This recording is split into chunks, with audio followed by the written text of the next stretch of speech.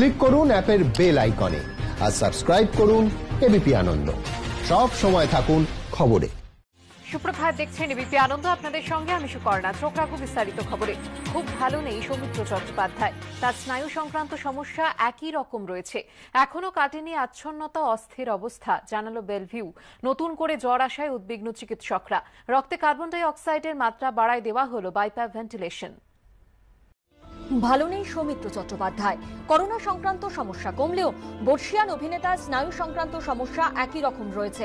কোনো উন্নতি হয়নি বলে জানিয়েছে বেলভিউ কর্তৃপক্ষ। হাসপাতালের বক্তব্য, এখনো সৌমিত্র চট্টোপাধ্যায়ের আচ্ছন্ন ভাব ও অস্থির অবস্থা কাটেনি।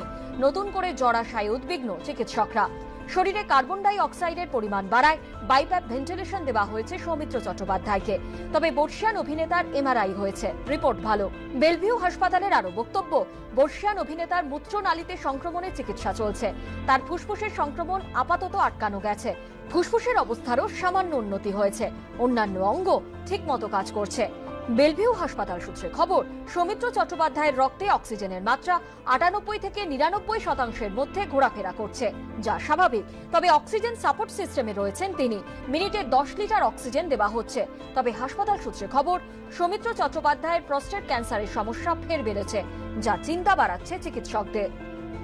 এনসেফেলোপ্যাথি জিনিসটা হচ্ছে যে কোনো অসুখের জন্য যদি ব্রেনের ফাংশন বা কোনো স্ট্রাকচারাল চেঞ্জ হতে শুরু করে তাকে এনসেফেলোপ্যাথি বলে। সৌমিত্রবাবুর ক্ষেত্রে যে জিনিসটা সবচেয়ে দুশ্চিন্তা সেটা হচ্ছে ওনার একটু মেটাবলিক এনসেফেলোপ্যাথি ফ্যাক্টরও আছে। কোভিড থেকে যদি ওনাকে আস্তে আস্তে লাং ফাংশনটাকে ইমপ্রুভ করিয়ে ওনাকে রেস্কিউ করা যায় তাহলে শুধু এনসেফেলোপ্যাথিটা কিন্তু বিরাট দুশ্চিন্তার কারণ হবে না।